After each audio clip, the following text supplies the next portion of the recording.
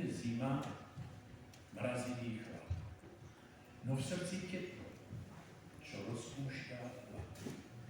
A v okne sviečky rozžiaria strom, Vianoce tajomstvom naplňa dom.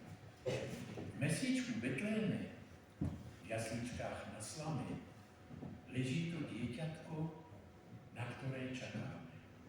Anjeli bez krídiel, Boží i človečí, nikto ho nevidel. Každý ho dosvedčí, darček mu nesie tam. A ja mu do diaľky srdiečko posielam na miesto arkánky. Milé dámy, vážení páni, milovníci ľudí, prajem vám príjemný vianočný podvečer a vítam vás v evangelickom kostole v Ilanove na ďalšom tohtoročnom poslednom koncerte z cyklu Ilanovskej píšťaly, ktorým uzavrieme jeho 7-ročné pôsobenie. Stalo sa už tradíciou, že sa stretávame v období Vianočných sviatkov tu v Ilanovskom kostole na koncertu. Úvodné verše mali za cieľ navodiť príjemnú a dôstojnú atmosféru dnešného slávnostného koncertu, vianočného slova, hudby a spevu, ktorý nesie názov Vianočný koncert s podtextom Kde je Betlehem. Kde je Betlehem? Tak túto otázku sme si položili aj my a hľadali na ňu odpoveď. Mediálny partner Lanovských píšťal, vydavateľstvo Tranosius, vydalo v edícii Svedectva doby publikáciu Svedectva Vianočnej doby, Kde je Betlehem, od poľskej autorky Lidie Čiž. Ja teraz požiadam pani Ruženku Helovú o úryvok z tejto publikácie.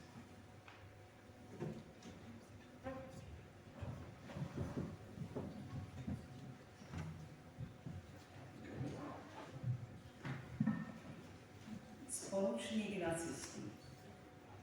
Bola to najčudnejšia rodina, akú som dovtedy stretol. Putoval som s nimi mnoho dní a naozaj som ich mohol lepšie spoznať. Vyrazili sme spoločne z Nazareta, pred nami bolo asi 150 kilometrov. Pre mňa je to maličkosť. Nieraz som už prešiel takéto, dokonca aj dlhšie trasy. A k tomu som bol mladý a silný. Ale oni, obzvlášť pre tú ženu, musela byť cesta veľmi náročná, keďže bola v pokročilom štádiu tehotenstva. Ja sa veľmi nevyznám v tom, ako vyzerajú ženy, ktoré čakajú dieťa, ale zdalo sa mi, že táto bude asi onedlho rodiť.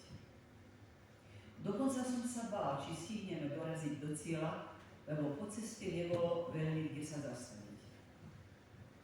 Lenže tá žena bola neuveriteľne odvážna. Chvíľu kráčala, keď bola unavená, viezla sa. A on, silný muž, ju podopieral. Bol veľmi starostlivý a vnímavý k svojej žene. V Betleheme práve prebiehalo ščítanie obyvateľstva a každý muž sa musel ísť zapísať tam, odkiaľ pochádzal jeho rod. Jozef, ako som si domyslel z rozhovoru, pochádzal z rodu kráľa Dávida.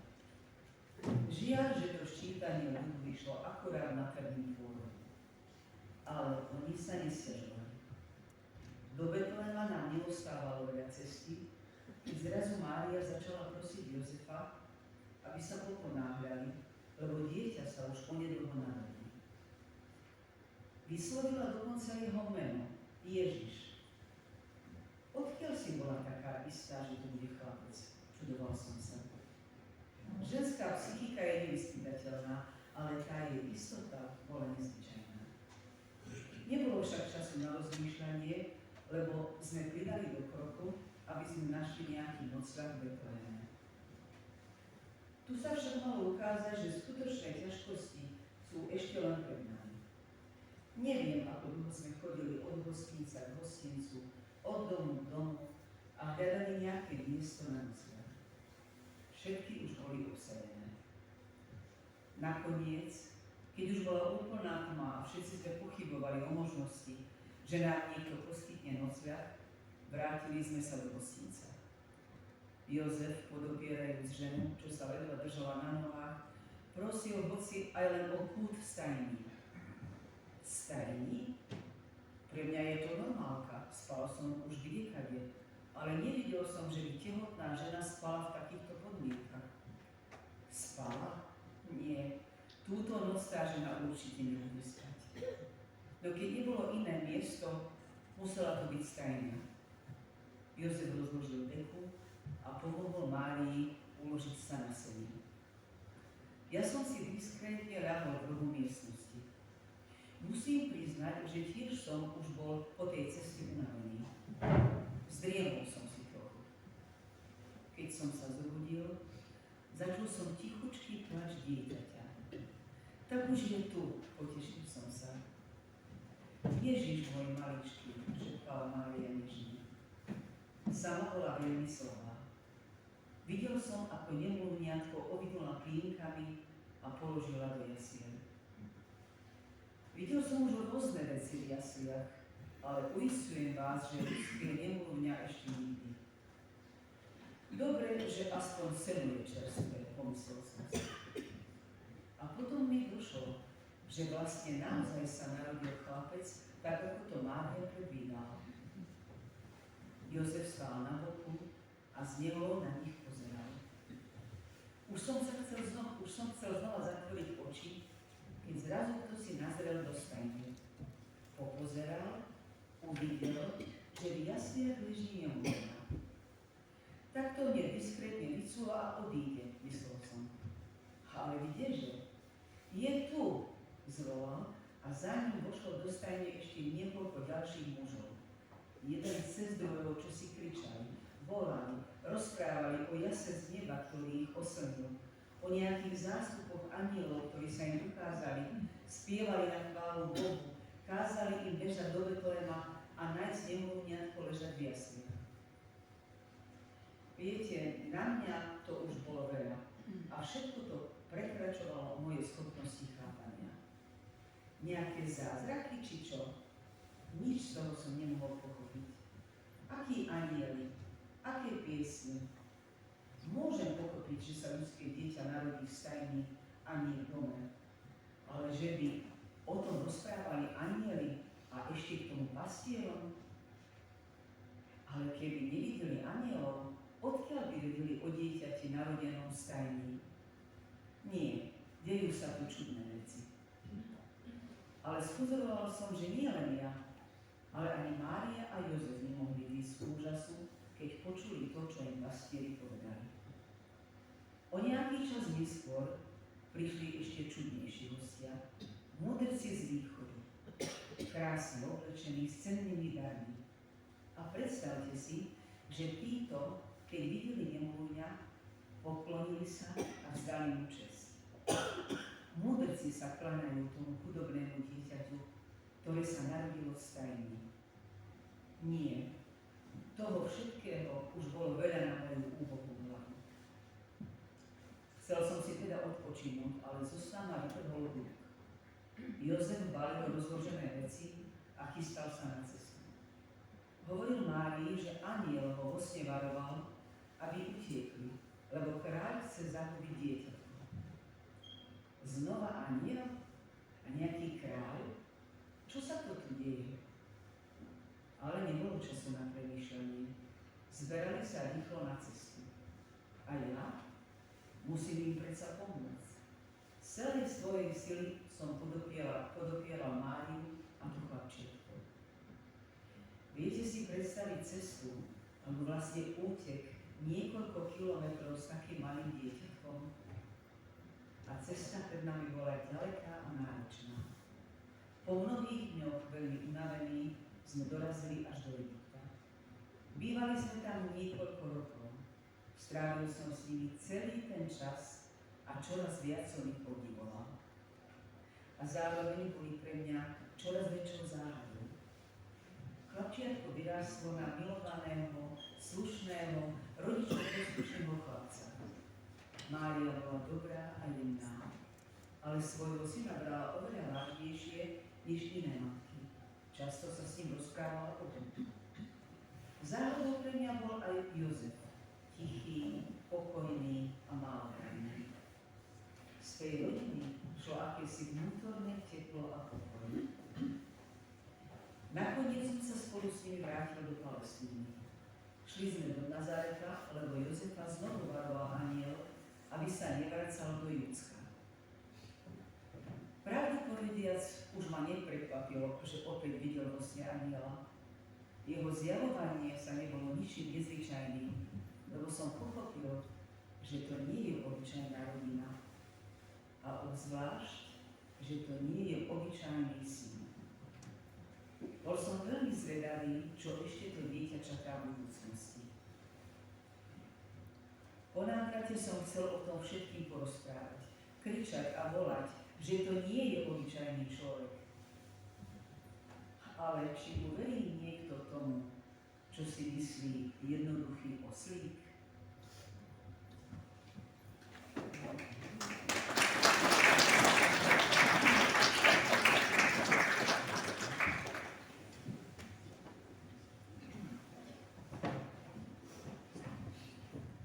Ďakujem pani Buherovej za prednesený úryvok z publikácie Kde je Betlehem.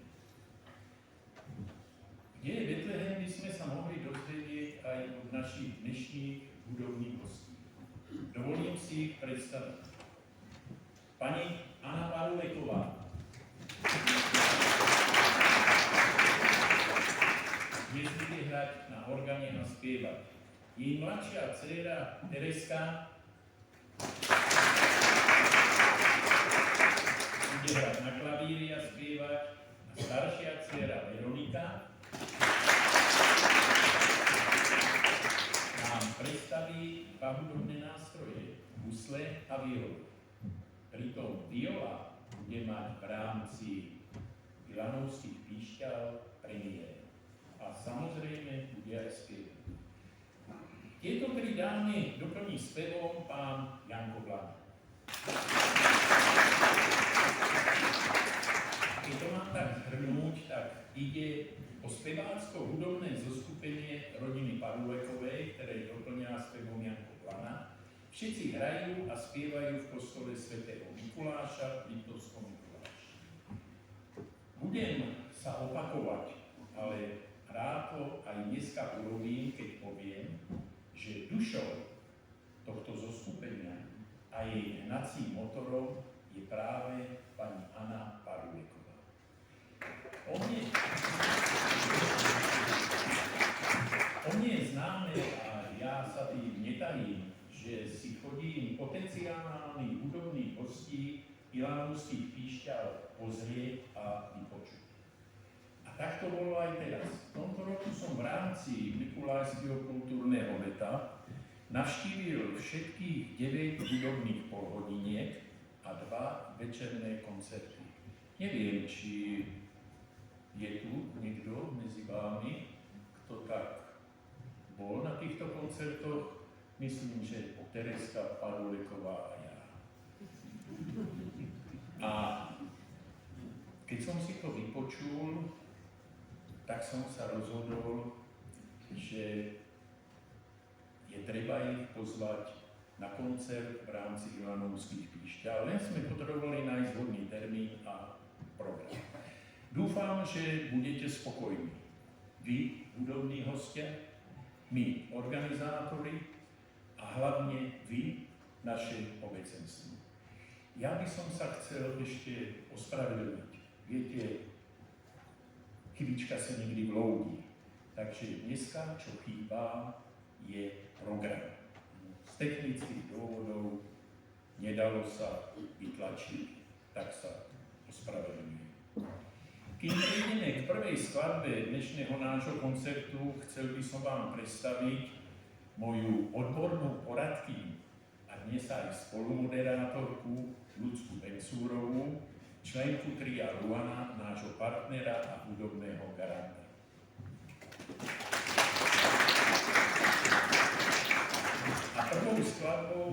dnešného vianočného koncertu, kde je Betlehem, je tradičná ľudová pastoračná koleda do mesta Betlehem. Tak dávajte pozor, kde je Betlehem, a ja vám prajem príjemný hudobný, duchovný a kultúrny zážitok z dnešného koncertu.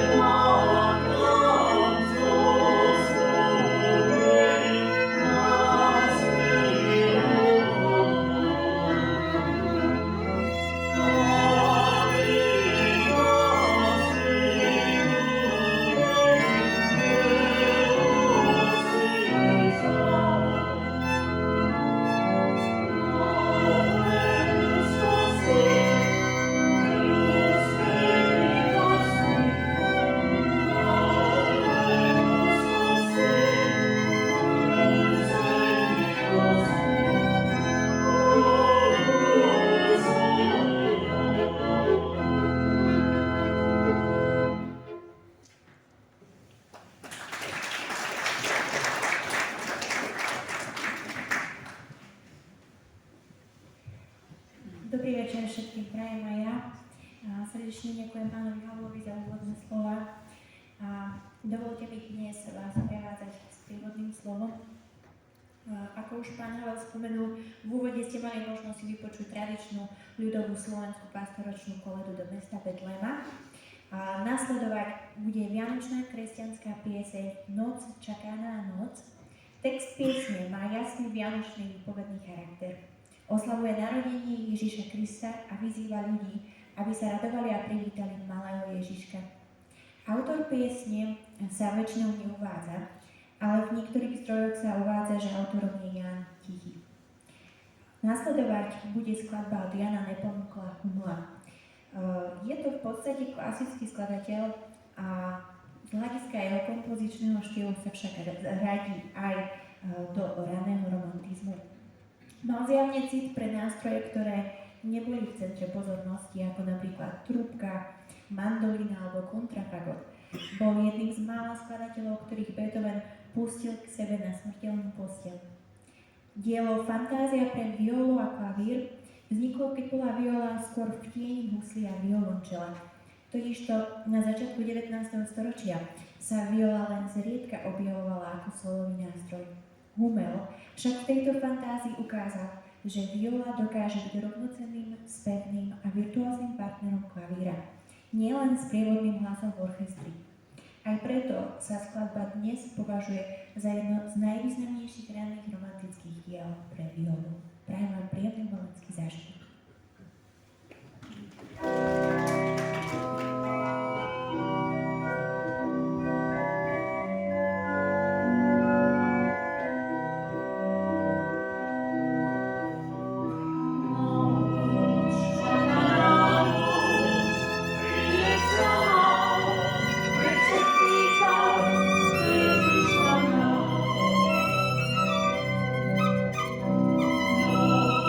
Čakaná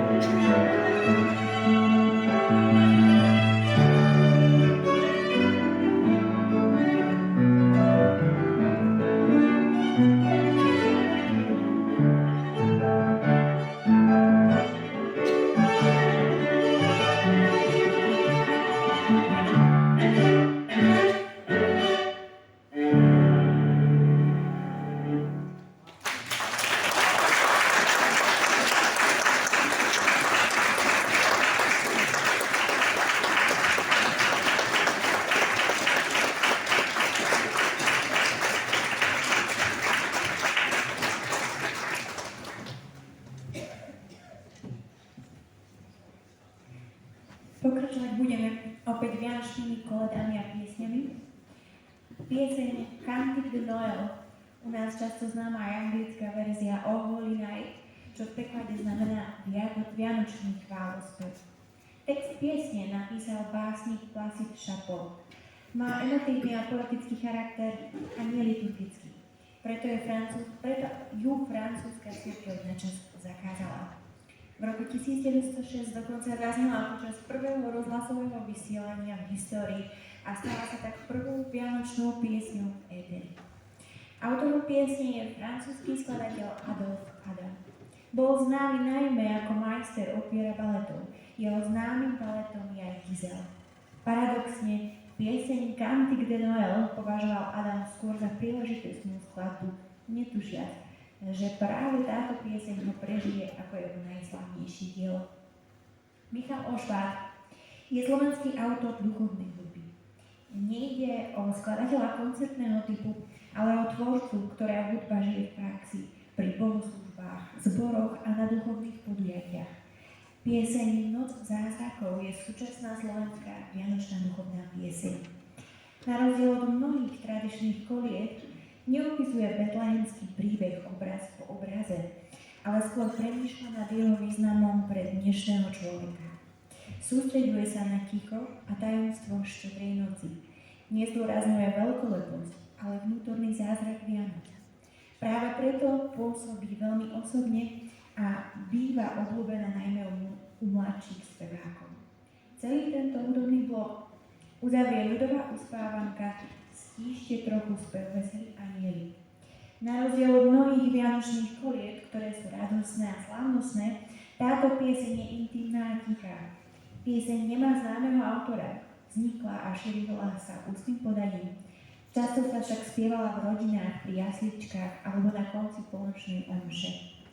V ľudovej tradícii sa považuje za jednu z mála pravých vianočných uspávaní. Spája ľudovú jednoduchosť s hlbokou nehou. Nejde o veľký príbeh, ale o tichý moment blízkosti medzi dieťaťom, matkou a anielmi. Motív ticha symbolizuje úctu k zázraku narodenia a zároveň učí, že svetosť sa deje v tichu, nie v hluku. Thank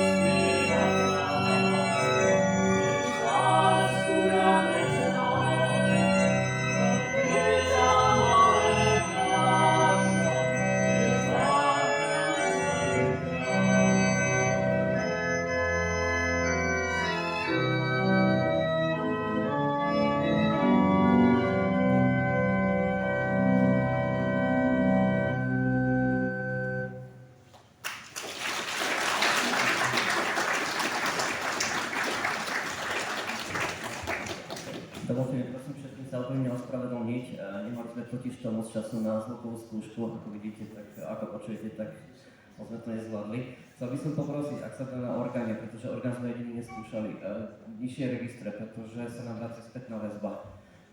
Ak sa dá na tichšie registre. Poprosiť. Toto ešte raz prosím, prepáčte, orgán sme to neskúšali takto.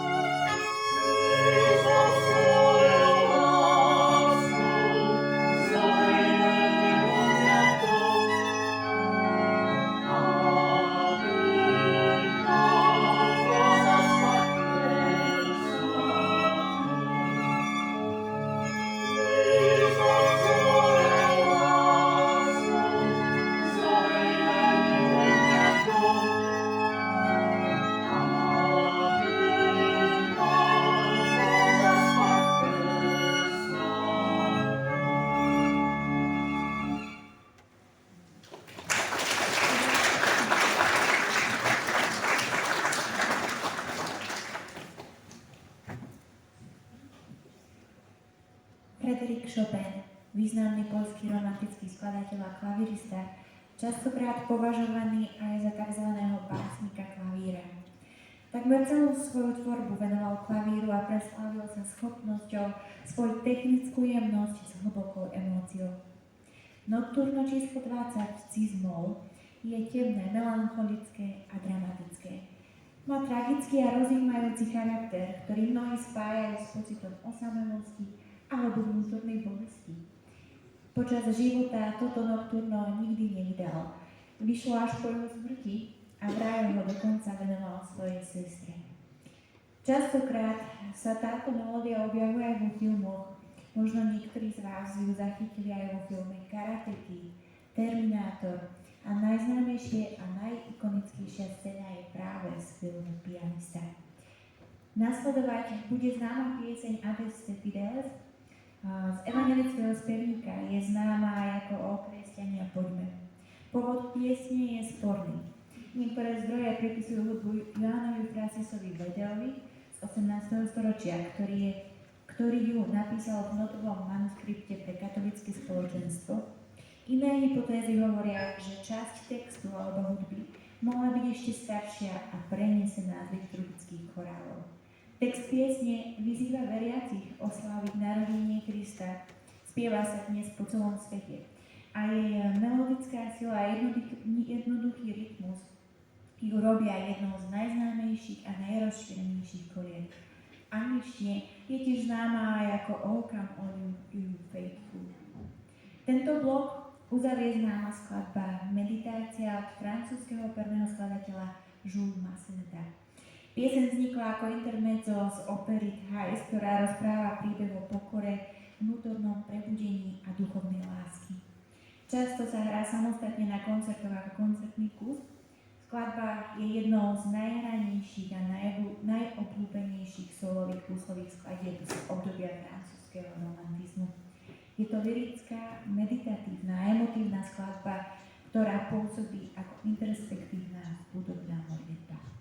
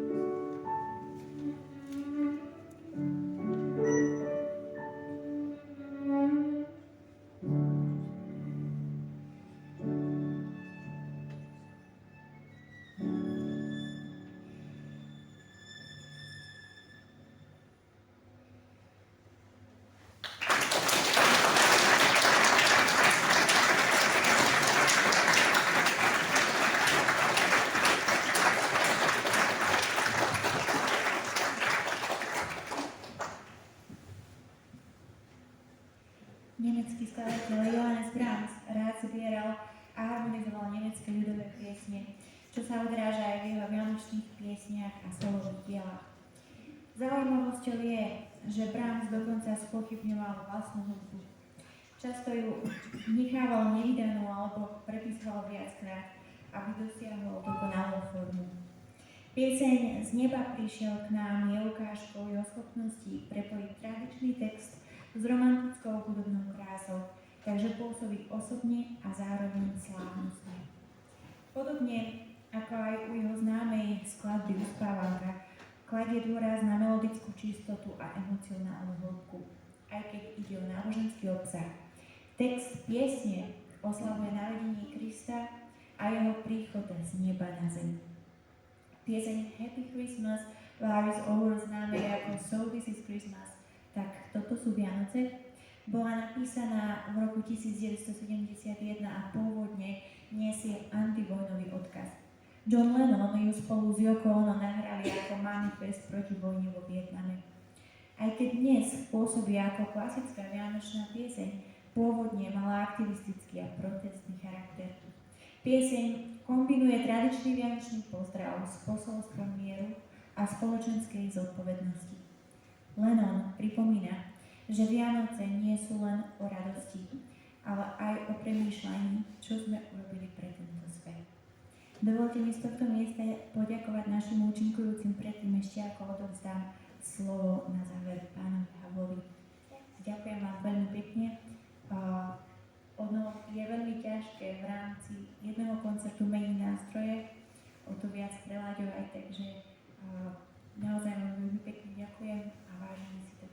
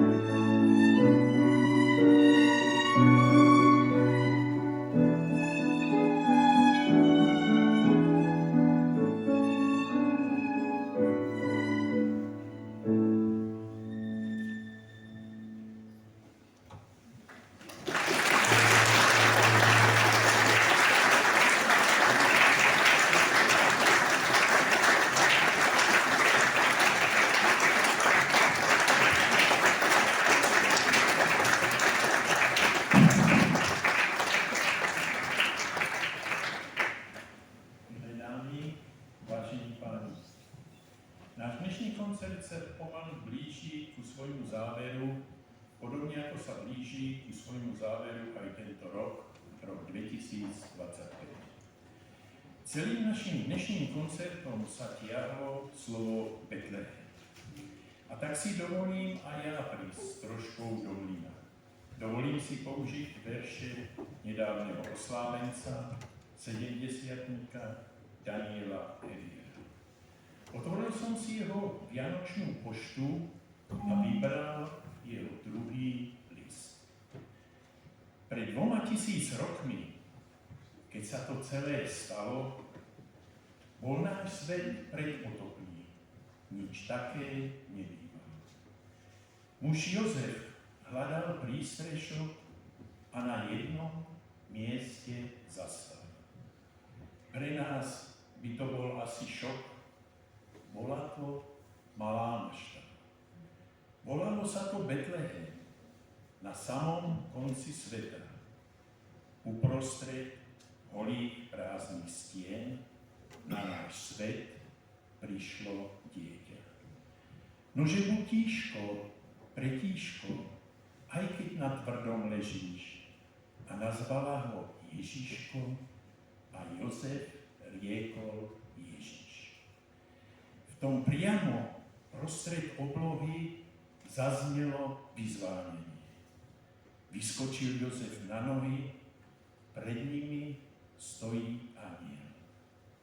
Slávnostným hlasom povedal: toto je Božie dieťa. Toto je všetkých kráľov kráľ a vládca tohto sveta. Aký král? Iba králiček. A mnohým sa to nezdá.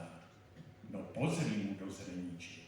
Svieti v nich jasná hviezda. Obsah nášho dnešného vianočného koncertu s podtextom Kde je Betlehem sa naplnil. Vypočuli sme si nádherné skladby, vianočné piesne, koledy a ďakujeme predovšetkým našim dnešným hudobným hosťom, našim interpretom za ich hudobné a spevácké výkony a som presvedčený, že moje počiatočné želanie, aby ste mali z dnešného koncertu príjemný hudobný, duchovný a kultúrny zážitok, sa naplní. Tak tedy dovolte mi poďakovať pani Ane Parulekovej,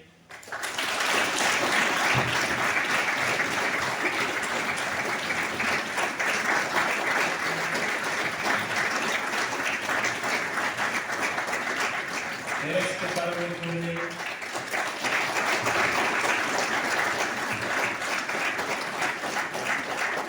Veronike Parulekovej,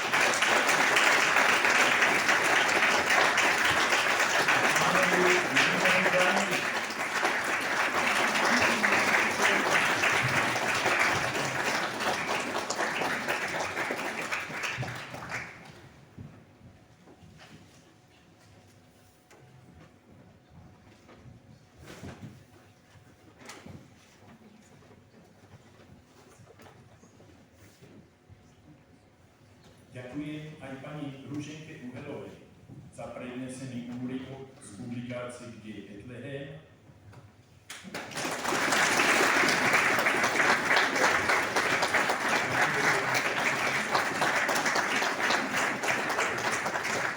Ďakujem aj svojej spolumoderátorke Ľudske Dencurovej.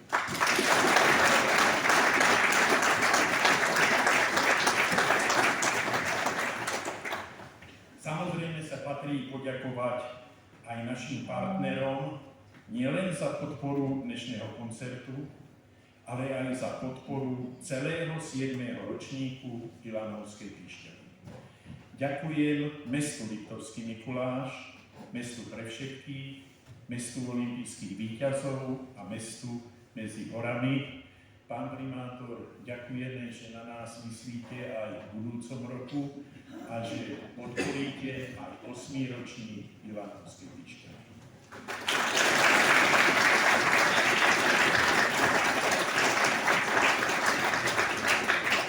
Ďakujeme informačnému centru mesta Liptovský Mikuláš, ďakujeme televízii Liptov, ďakujeme hudobnému triu Luana, kvetinárstvu Flavos Diana, Cerokvi církvi Ilanovo a mediálnemu partnerovi vydavateľstvu Tranosius.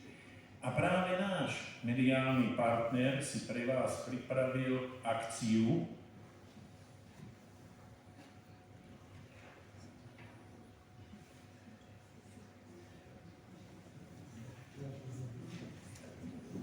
a chce vám ponúknuť práve za symbolickú cenu 5 eur publikáciu poľskej autorky Lídie Čiž, kde je Betlehem. No, toto je ono a je to tam smerom ku východu. Každý z 12 príbehov v tejto publikácii je doplnený ilustráciami pána profesora Jaroslava Uhera. A nemôžem zabudnúť ani na vás, na sympatické a vďačné obecenstvo a dúfam, že vystúpenie našich dnešných hudobných hostí vám spôsobilo potešenie a vnútorne pohľadilo ducha. Čo dodať na záver? Hudba je odávna súčasťou osláv Vianočných sviatkov. Cirkevná bola spočiatku v latinčine, no v 13. storočí sa údajne aj pod vplyvom učenia svätého Františka z Asisi začali objavovať koledy v národných jazykoch či dialektoch. Tie sa ešte počas stredoveku rozšírili z Talianska do Francúzska, Nemecka a neskôr aj na Britské ostrovy. Vianočná hudba to ale nemala vždy ľahké. Napríklad Oliver Cromwell ju zakazoval ako hriešnú a puritánsky protestanti v celej Európe ju odmietali tiež. Tradičným vianočným koledám patrí špecifický religiózny kontext a stáročná história, rovnako zaujímavá však je aj novšia vianočná tvorba. Nemáme pred sebou programy. Viete, voľačo mi chýba. A myslím, že to isté, čo mne chýba aj vám. Čo by to bol za vianočný koncert bez tej najznámejšej vianočnej piesne Tichá noc, Svätá noc. A tak sa vráťme trochu do histórie, do roku 1818, keď práve v tomto roku na Štedrý deň uzrela svetlo sveta v kostole svätého Mikuláša v Oberndorfe pri Salzburgu. Text piesne napísal duchovný Jozef Mohr už 2 roky predtým, v roku 1816. V tú dobu nebol kostolný orgán v dobrom technickom stave a tak učiteľ a zástupca organistu Franz Xaver Gruber skomponoval na Mohrovú prosbu o napísaní príhodnej melódie pre 2 hlasy, zbor a gitaru na Štedrý deň k jeho básni Melódii. Učiteľ Gruber odozdal ešte v ten večer hudobne nadanému duchovnému Mohrovi podľa jeho želania kompozíciu a počas štedrovečernej noci bola zaspievaná s veľkým úspechom. Píše sa, že zbor spieval refrén, Gruber bas a Mohr tenor za doprovodu svojej gitary. Trochu odbočím, ten pán duchovný Mohr bol veľmi chudobný. A keď zomrel, nebolo v podstate peňazí na jeho pohreb, tak museli predať práve túto gitaru, s ktorou sa táto skladba na Štedrý večer roku 1818 hrála. Pieseň sa stala veľmi populárnou, nie hneď, ale až po pár rokov. Jej text je preložený do viac ako 300 jazykov, nárečí a dialektov. Táto skladba bola napísaná z čisto nezištných dôvodov, ako prejav skutočnej lásky pánov Grubera a Móra v hudbe a umení, ako prejav vzájomného priateľstva, ako prejav lásky k ľudu a ako prejav hlbokej viery. Vznikla v dobe, keď ľudské duše boli utrápené neustálými napoleonskými vojnami a potrebovali potešiť, pohľadiť a povzbudiť. A to sa jej vtedy podarilo. Zaujímavosťou je, že slovenský preklad je iný v katolíckom prostredí a iný v evanjelickom prostredí. Ale podstata ostala zachovaná. Dámy a páni, vypočujme si spoločne vianočnú pieseň Tichá noc v podaní našich hudobných hostí. K spevu sa môžete pridať aj vy.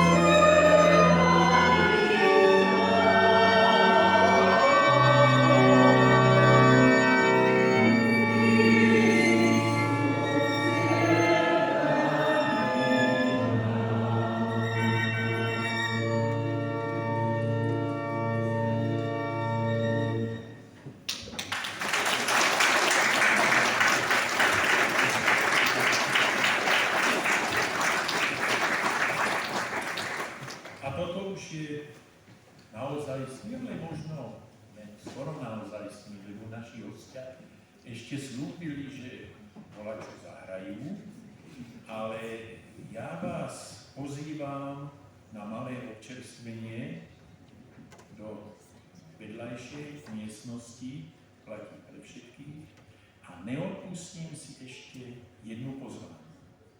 Na budoucí rok, v nedělu 1. februára 2026, osláví náš evangelický augsburského vyznania kostol v Ilanove 50. výročie slávnostnej posviacky. Okrem slávnostných služieb Božích v dopoludňajších hodinách pripravujeme aj po obede, takto podvečer, slávnostný koncert. Hudobným hosťom bude Sláčikové kvarteto Little Symfonika.